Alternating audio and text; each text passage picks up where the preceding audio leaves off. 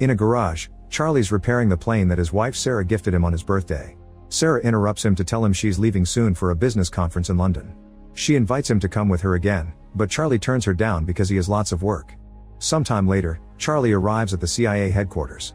On his way to the decryption and analysis department, he goes through all the security scanners that he invented and finally gets to work. Suddenly he receives a message from Inquiline, a mysterious person he's been in contact with for years.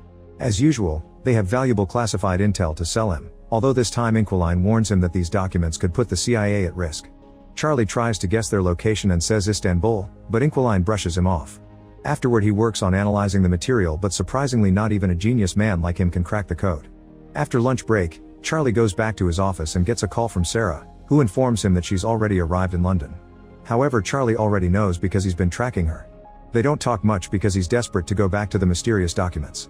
Since he still can't crack the code, he takes his computer to the restricted area, where a more advanced system helps him progress faster. It takes him a while, but he finally opens the information in the documents, which leaves him in shock. These are top secret government files revealing that a drone strike disguised as a self-deletion bombing was authorized and covered up. There are clips from the news reporting 150 casualties, including French Special Forces and Danish Marines. This whole operation was organized by Chief Moore, who is also Charlie's boss. That night at home, Charlie tries calling Sarah but she doesn't answer, so he leaves a voicemail. The next day Charlie arrives at the office and is surprised to find Moore waiting for him. Moore takes Charlie to the office of O'Brien, who became director very recently. She explains that there's been a terrorist attack at a hotel in London and Sarah was one of the victims. Charlie refuses to believe it and wants to call Sarah, so Moore turns on the TV to show him the news. The reporter describes how 4 terrorists bursted into the hotel, took 4 hostages and killed 2 of them. Next, Moore plays the hotel's security footage, which shows all the chaos during the incident and confirms that Sarah was one of the victims. When Charlie goes home, he finds dozens of reporters waiting for an interview and the police trying to keep them back. A friend helps Charlie enter the house without being bothered. The next day Charlie confronts Moore and Supervisor Caleb because he's very suspicious of what happened. He can't believe the terrorists could have slipped past the thousands of security cameras in London, not to mention they drove into traffic.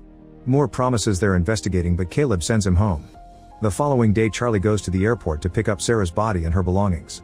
At home, he looks inside the suitcase and finds a gift Sarah had bought for him, which makes him have a breakdown. Tired of being at home, Charlie goes back to work and uses the restricted computer to hack into the security cameras at the hotel and the nearby streets. He puts together a timeline of the events and shows it to his superiors. The 4 terrorists stole a vehicle in the East End, then entered the hotel through the service where they professionally scrubbed out all prints and DNA. Apparently they had a meeting with Impact Investments from Indonesia, but something went wrong and an argument started in the corridor.